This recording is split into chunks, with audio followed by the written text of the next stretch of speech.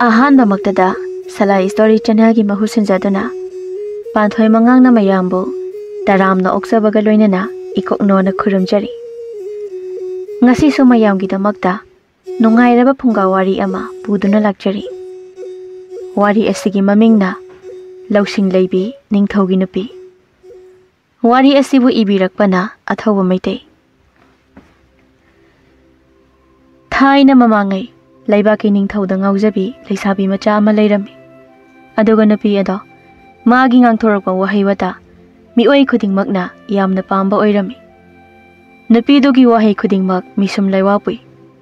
Nongma Ningthou panba leibak adugi achauba labuk amada Ningthougi thabak suba manai chama chanimuk lau yairi. Ningthou manai amana Itaw mayam ngasidi Ningthou lakloi haibra.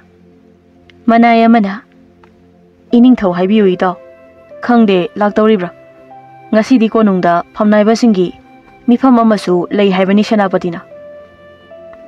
Arapada lauyaiba singak seleba lanmi amana lanmi amada itaw Ningthou natra sagol dolai ama tharok libase. Lanmi ama tasu yawbu ude Ningthou na laklibase. Aidi ude nei tawbe. Itaw napi marakta tumaga yengadi kadaidagi urani haige hagolaga yengu. Ningthou yohen bado sagol dolai do lauyai famdam na thausilai. Aduga dolai mathakta lepaga. Hauzikti aigi lairaba miyamse aigi inai singna phau lokpiraga mayum da thinbirabanina makhoisu senyak tingjatre matamsu manghandre magi tawgadaba thabaksing labukta matam manghandana mayum da loina tawjare. Aina hauzik makhata na pamliba thabakse atai karisu nate nupi thidaba nahasing mising yam khatnaba chahi kunthra helabasing aina nupi loina thianba masa ga chanaba nupi khalanba mayum palhanba masine aigi mathangi thora. Oh lafom singsidei ayambana yaiba losilakledna. Lanmi ama Ningthougi manakta changli. Ningthougi thabak suba inai singna Ningthoubu kauhori. Haitha potha chaminasi haibi hori. Oh hoi ai changlake. Yamna nungsiba aigi inai ngaktani. Law aikhoi punna chaminarusi. Ningthouda lanmi singa punna haitha potha chaminari. Ningthouna is chak chaba loiraga nabab chaba sidi chak amuk lamkhalaklebo. Ado ai wa amata hodoki inaisa noi mayamgi maraktagi chahi kunthra suraba nupi thijribasing khut amukta thangatpiyo. Thabak suba manai amana khorigino Ningthou khutta thangalaga haigene wado. Oh hoi ngakpigani Ningthou ngakpigani. Lanmi ayamba khutloina thangali Ningthouna sidi pakhangari bangak tangaidana. Inaisa lau lokpasu loirabanina thabak amakha tawsini ha.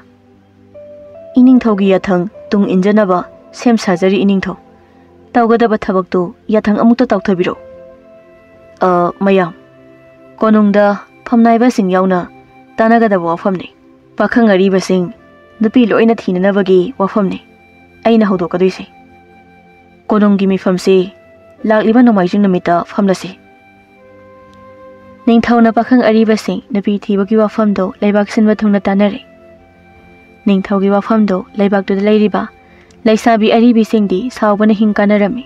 Maramdi leisabi aribi singi mayum panbagi wafamdi Ningthouna tanabidre haina. Ningthou leibaki khul amagi lekaidani mioi khara Ningthougi konungda chatnabagi sem sari. Imung amadani ahal amana Ningthougi wa tarusi bema. Ningthougi warep aikhoina thongna hapsi. Ningthougi khongthangsina imungsida pakhang ariba leheloi dawribani. Ahandugi machanupi masak matauda awatpa leitabi sanamanbina. Ima moigi Ningthoudo hana mayum panaba taw hayo. Mana pakhang ariba khakta mayum panaba saliba thorangdo leisabi macha ngakta lokhatke hairiro. Magida ariba singda anawa teksingse pisinge hairo. Wangang bada Ningthou pangano. Ningthougi manadi phaklang da theli haibani. Ima aikhoina phamise sumang dane phaklang amata leiti akoi base. Ado ima, aido wakal ama itom da sum khalak liba se, kuidi kuiraba. Ibe ma, nangi karando, Ningthoudaga tarulak luba yaroi ko. Ima ichane, hingna phumna bathabak kita wirak lanu imung sida. Ima, Ningthou amagi napi oi bakai se, Ima phauba Ningthou sagai oi rabani ko. Karigino nangna Ningthouda ten machinga, mapa amu tam khalak liba sina. Ningthougi minai oi ba phauba phangloi daba ikhoina. Sanaman bigi mabung ariba khumit khamdekba mahing na mamai tangkhai khumbado yamna nungaiba pau amata bagum mahing marakta unsa angobu machet khara uba maithongi mapado kusunga na changle khoidomna ima sumang thelong sangdok pa yare wa yanba payasi ba hoba yare tajo nang nupi phangabo nangdi nangna apamba nupi ama he ubaga adumaina dum haidaine nupi phange Ningthouna ariba ikhoigi nupi yelani haire aduna iso fajaba tanawi nupi macha ama Ningthougi mateng lauraga ne Ningthougi makhong makhut hambiraga nijaurage tajo Ningthougi makhong makhut hambibado aisu yauge nasil nanau Ningthouna hatbada aisu yahollakanuko aisu Ningthou konung chatpadu yauge imau oiningba kobi hangamgi matawgumna ne tagat tekpi Morok met pada kot laga chaba haudo bi yaurabadi Ningthouda haijage ima hingchabi de konungda changhande habani isa ima se makhong makhut se pulaga imungda thamlam hingchabi ondrikan amukta layang hausi tajo uchira sabira ama bijaraga themba yani hai thorabi gi macha noi ani hapna amukta chage da noi mama na macha ani do sumangda koitan tanari moi ani sunok laga koichen chen minari Ningthou konungdani Ningthou yo hen bana lengbi rakliba miyam singa sidi ayambana ahal oiraba nupa singna ayambanina pakhanga amata laktraba jara Ningthougi mamana tapna ibungo lakliba nipa singse pakhang ariba ngaktani aidi ahal ngakta oiraboi ningluraga ima mayam aigi paujal do Lebak miyamna yabire natraga penbide habado ai khangningi mayam maraktagi pakhang ariba amana laure Ningthou aigi lekaida aina yamna khoida jaba nupi ama leijai madudagi pakhang ariba aigi khulangkha hekta kaurasi konungda tiliba miyamdo walauna noi Ningthou sunokli phamnaiba amana masidi aigi isa nipa yuraisian badunina Ay ngasidi soidana choppa ikaiba nang badare maise khutchina khumlaga amukta lolhauge mantri amana ibungo ariba pakhang ariba luhongba haibasi nupiduga nasa nasa yanaba amadi changiko namfu hafuda yum palhanbadi tawriko ekhoi nupina yadrabadi ariba oirasu nupido piroi ekhoina hayeng imung palakan nupiduna pamdabagi khana chainaba thokpa haibadudi Ningthougi mai phajafam leite ko Ningthouna tadagi wafamdo chumlakadore pakhang ariba iyamba tada ariba ipa ipusing Ningthougi mamana ibungo ariba singse ikaidana mafi jotpa yawba tarine nang ipa ipu kobiribado ima ariba aribinabu ikaiba khangebro leisabina lidali selaklaba wangang phajaba amata nganglaroidamne Amaga sukhanani amaga sulaunani ikai ba haiba jasima sukang khanglaro aribida aduga napa aribana kamai tauba ima napa aribana moisu ikai ba sukang khangloi pakhang ariba haiba sima ikai ba sukang khanglaro damni nupi phangna ba hotna bada moisu nupi na haiba makhayani magidi nupi phangaloi ma yare ima ichai wari se pakhang ariba hanuba singse loina kinara male Masigi thauramse amuk thupsin khigadra khalamba tare moi pakhang ariba maraktagi mahingna mamai tangkhai khomba khoidumna Ningthou aigidi isan nupi se hana luhong thokpiraga aigidi tapna yum panjage aigidi isan nupi bu mafam chana thambiramba pame pakhang ariba mayamdo sanaman bigi mabung maitanda mai chahodaba manbaduda loini yengne Ningthouna khoidumda khudambi thilaga Ipu man batadagi pukchel chawbo wahai se tabada Ningthougi thamoise bere bere pethakhren he. Ta dagi chaldo hayengma konungda pubiro. Pakhang ariba maya marak sidagi mana khoida jaba ama khulombi thilaga khanjasano. Ma hana lohong thokpisi. Mayamdo khoidonggi machal nupi do yengninglammi. Khoidonggi sanariba kokdo sanamanbigi kokni. Nonganbaga khoidomdo machal nupi masak yamna phajabi sanamanbika konungda laklammi. Ningthoudo sanamanbi ubada haifet ngaurammi. Sanamanbido Ningthougi mamana fawbo ngaurammi. Ningthoudo sanamanbida huran yenglaga tadagi ichalgi nipado pakhang ariba maraktagi ama khalalasi haibu ichalgi wa ama hanadai taningi. Mamana Ningthouyo henbagi manakongda ibungo nupi masasigi masak sabanse onthokna phajareda aidi ima oibadum pamlebo. Imana khali wakhando natomta nathe ai shunima ado oidi oithoklaroi mapokshima gidima. Ibungo Ningthougi sagai mutkaniko nangi phirepto afaba phirep nate tungi khalagane phirepto hongo. Sanamanbina Ningthou pakhang ariba singidi leisabi aribi singda lohongbiyo. Leisabi macha thothot lawbi singidi pakhang anobada yum panjage. Khoidamda sanamanbida nokhet ka tawraga michi khachili.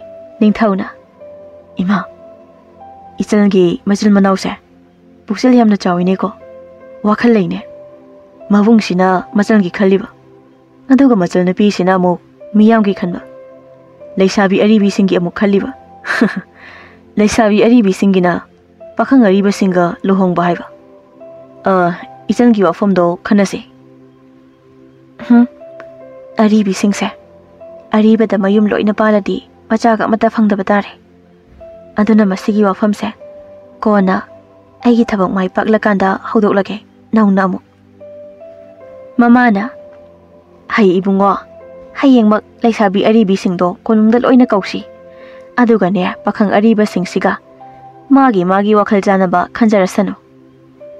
Sanamanbina imagumbi adumaksu amuk yarui. Ningthouna karamna no neija Ningthou nupi amada nupa anina pamsilurabadi mi nipa anido phunarak loidro aduga nupi anina amu nupa amada pulak pamsilurabadi adusu amu nupi anido masam phoinarak loidrane. Khoidomna masigi angang sidiba achum mangakte he ngangi. Ningthouna nangi wafamdo penbiraduna konungda thamge soidana hairani ibungi bemana.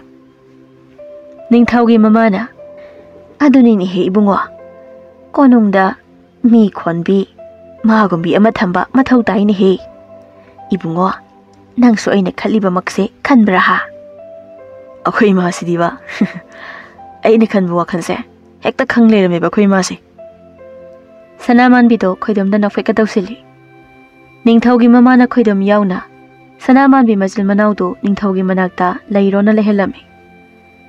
Machil manaudo konungda lehelubagi leibagadagi pakhang ariba amadi aribi sing mai hauna kalaknarami. Madudi pakhang ariba khoidamgi nupi phajaba ama Ningthouna semkidawrena pakhang ariba singna saubani. Aduga leisabi aribi singna sauriba aduna Ningthouna leisabi aribi singbu pakhang aribada mayum palhalaga Ningthouna leisabi macha laukhigadaure haibagini. Imung amadani mayum panba khangdaba pakhang ariba hanudawraba amale. Aduga ariba hanubado leisabi aribi hanudawrabi amaga watanari. Aribiduna tachau ai wa haigi tau hoi tachau kaurukono isa si he henade. Karino tachau sibu ngasida ahanba kaubra ina adu oirasu hojikti tamchara kaino kauro. Yare he nasaktuga lainungda phumba yot hek maladana chahi kasalo ningli. Nakalda ngasaidagi maya karaga tariba hanubi pisakna hai ariba nang na yum panba ngaibada namaga napaga do turel khongban yaukrabani.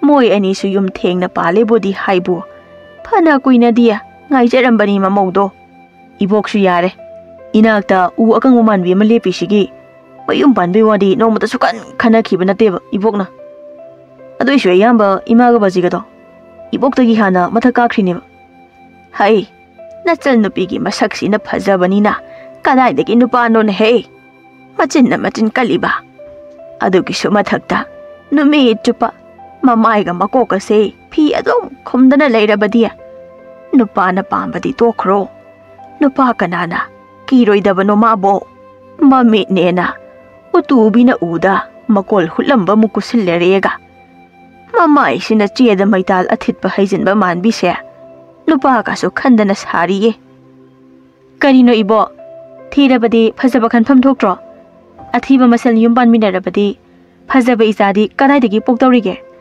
ibo isen haisi sume adoine ai sak phajabai athibi ama thirise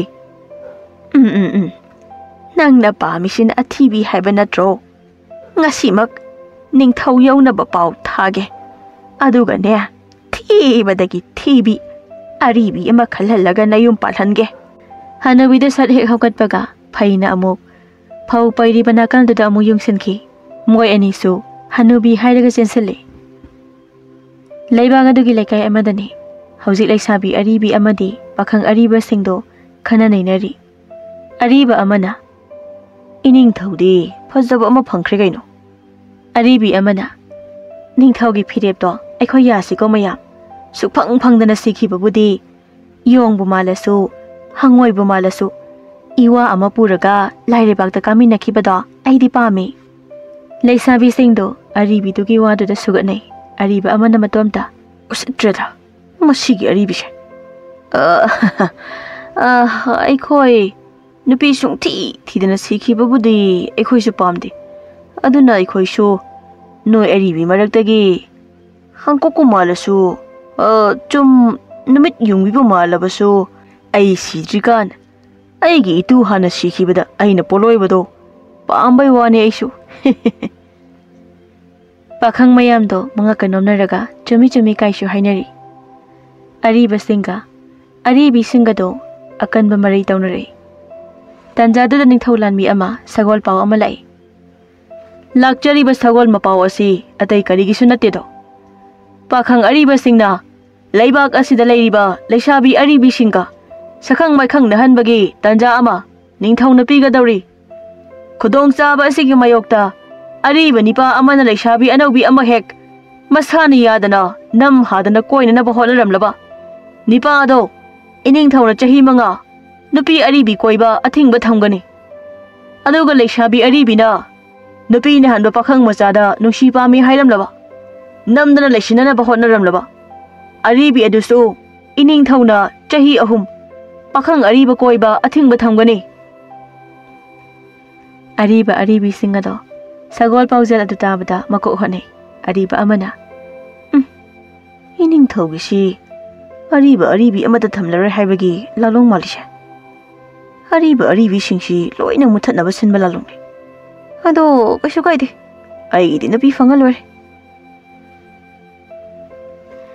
nongma ningthau konungdani sanaman bidi ningthau konungda ningthau phaba laklibani haina ningthauna khangba nate sanaman bido ningthaugi makhong mukot hambiri ningthau yo henbana icha takpiyu do ningthau hai adumaina ga khumlakanuda mina takhraga nangse aigi loinabi mankini aina iningthaugi loinabi manba itikna chadedo aduga kononga sida iningthauna tolabana chalda chaibiribado tabigadaba kanasu leite aina haide aina nangonda hariba wadu nate nangna hariba waduni ina isingna taraga nangse aigi mankini haibani ado mina bu maladi kaishu kaide maramdi leibak asida ahenba thiba amadi ahenba thibi nupi singna ahenba lakpa ngainaringai yumbal kaibangi kanglon kairakpani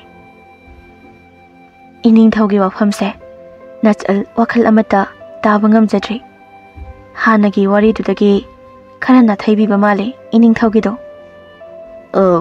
aina hainingleibo wase atai karisu nateda matam sigi nupa nupi singse ahenba loina pamnare haibani cha lairabi nupina ina khunbani pa pamba ꯑꯗꯨꯒ ꯂꯥꯏꯔꯕ ꯊꯕꯛ ꯁꯨꯕ ꯇꯟꯕ ꯅꯨꯄꯥꯁꯤꯡꯅ ꯏꯅꯥ ꯈꯨꯟꯕꯤ ꯅꯨꯄꯤ ꯑꯃꯨꯛ ꯄꯥꯝꯕ ꯑꯁꯨꯝ ꯇꯧꯗꯅ ꯅꯨꯄꯥ ꯅꯨꯄꯤ ꯑꯅꯤꯃꯛꯅ ꯑꯍꯦꯟꯕ ꯂꯥꯛꯈꯤꯗ꯭ꯔꯅ ꯑꯍꯦꯟꯕ ꯉꯥꯏꯅꯔꯤꯉꯩ ꯍꯧꯖꯤꯛꯇꯤ khalaga yong manba thingni haido leibak thokledana ari basu haujikti yong loina mali doija ining thau nachal ai wakhal ta jare ado ining thau da wafam ama khaktang hanga jage kari wa noija hekta hayune ining thau kari gumba aribi moi masal khak mayum palhanba matamda miron bangam daba angang semba oiba ngamdabagi wathok kaya yaunarikpa yai masigi khudong thiba sidagi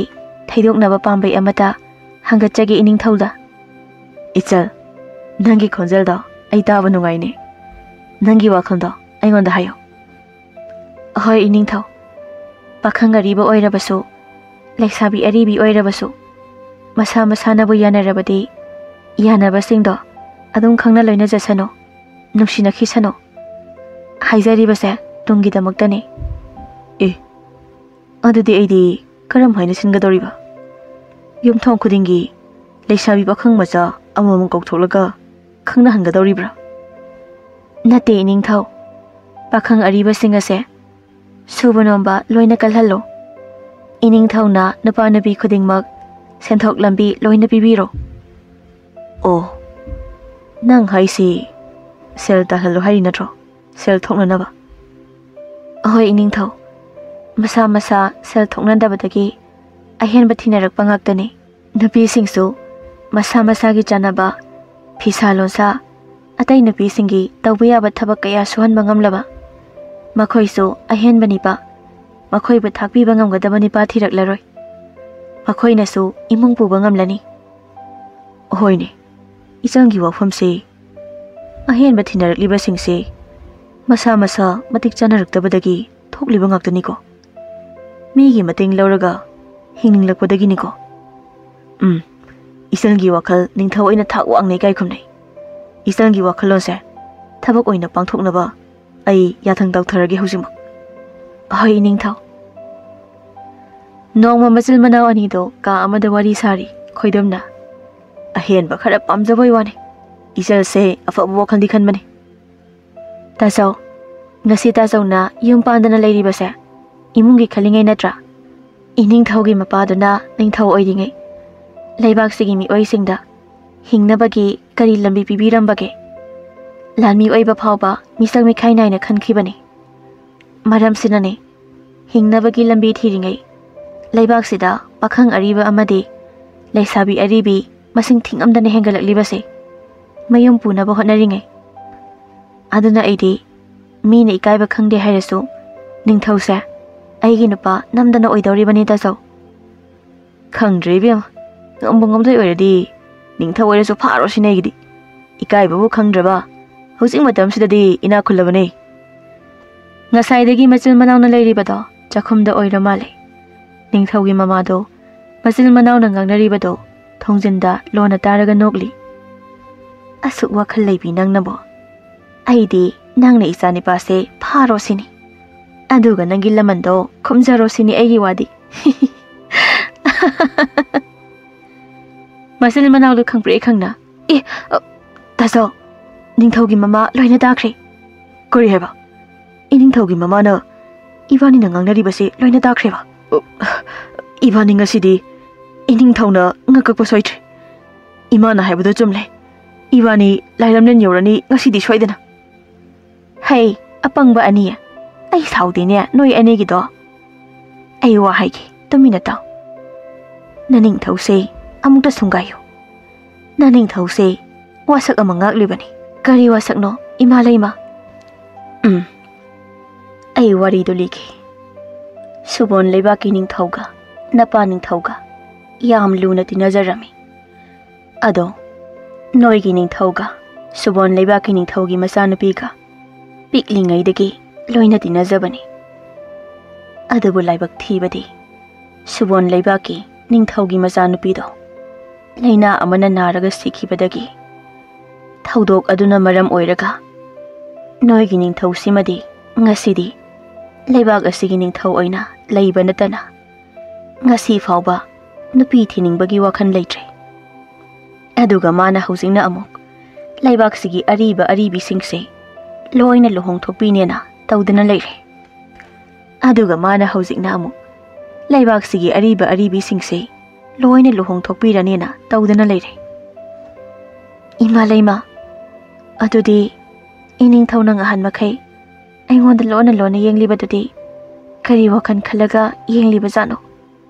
Hai phajaba Lousing leibabu pamdaba kana leibage naningthau se yam chambani napa ningthau na ko khara yadrabasu naningthau simadine pura champutni mapa ningthau na leibak sida aribi masing yam khalhalambaine masa matomta ikaije su hairibani naningthau se mapa ningthau na leibak se manghalamle haidana khoidamna ningthau da nupi choptabase aikhoi ningthau mangai the imalema odo iningthau na yadana isil inaw na anam kansilba haibasi sibagi cherak phauba phangba ya iningthaugi imalema aigi phatraba khongpham se ngasidagi mikupsidagi handok charake natrabadi iningthaugi apambada thabak adugi mayokta aina anam kallubada iningthau na aibu leibak miyamgi mamangda ikaiba pibasu yai aduna ai ngasidagi yumda hankinaba tawjarage imalema. Oh pangkreda ko noina silna naw aphaba minine lamando khumnena wasakrabadi wasaktunga o isa nupana leibak asigi nupi amata khoidabadi lairadana mamitna phawba yengdabani andubu isa nipana nangbu lona khoida jarakpa haibase aisu angakpa poklibani aina naningthau nupi thianba pambagi leibak asigi khwaigi phajabi matik chabi nupi lising amadagi tadana kauragane khoidaba nupi khalhanbada mana khoidaba nupi khanbagi mahut chaklen amom chaminaraga mabung mopa amagum ningol chakaubagi thoram amagum pangthokminaraga mayumda loin halanki.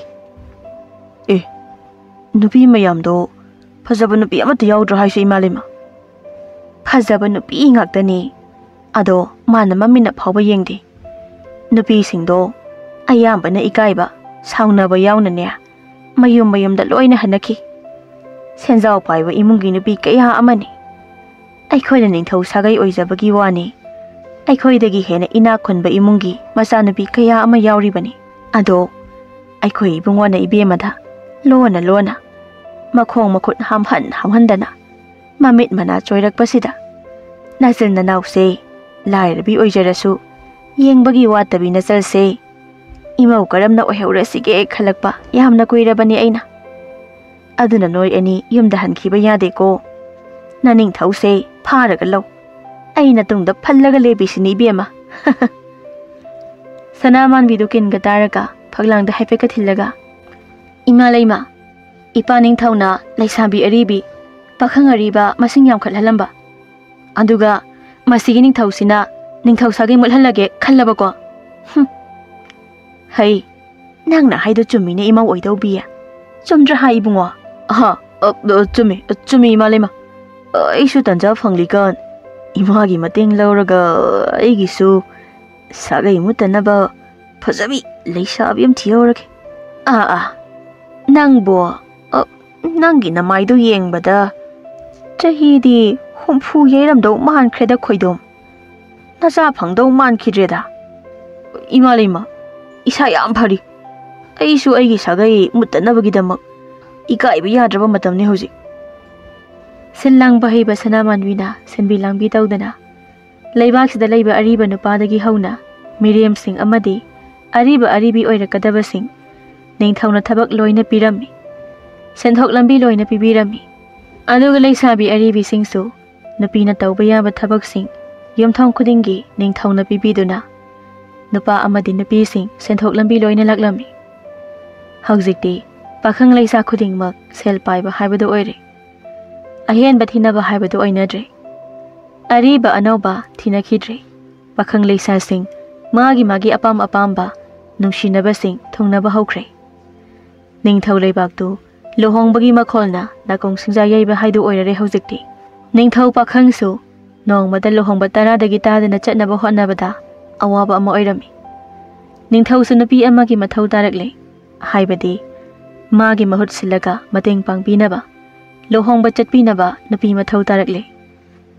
Nongmani Ningthau yohenbado konunggi thongalda magi sagol dolaidu khamaga khawang koileledana yenglaga as kokshi onthokna saridaibo karamba luhongba hana chatkadabano khangdre naibo. Lanmi amana kari tawbiri Ningthau aibu karamba imungi luhongba hana chasige khanpham khangdre naibo. Lanmi amana Ningthau leibak sigi senjau khwaidagi paiba pukchaugi masu luhongba hana chasi. Lanmi amana Ningthau aidi Ningthaugi mantrigi machanupigi luhongba hana chatningi. Lanmi amana aidi sanapatigi machanupi luhongba hana chatningi Ningthau. Lanmi ahumda marei kana yenare. Ningthau yohenbado makok pairaga famlingai mamaga sanamanbigado Ningthaugi manakta lepaga leirami. Mama leimana yohenbada ibungo nang hauji kari khali kanagida hana chatningli ha luhongbadubu kanagida hana chatninglige. Ima ai kok yamna ngawre ngawganu masini lusingba ama oirabadi masigumbase toina thokani.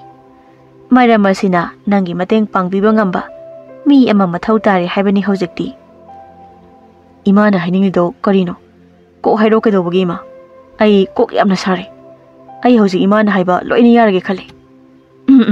Maduni nangna phatna Ningthau oiduna so Ningthaugi somaitan wali hairibado aduna ima yare imana hainingbodo lanmisa ngasima konungse phijang khalo luhongbagi arangphomko migi luhongba chatpa lairi ai hana amukta luhong thoke ngasidi adoima aigi nupidi kadai hai angauba ngasaidagi inakta makhutta lona kondo ani masana lengjaraga pairaga tumina ikaina leplibasi namitu udrabaro.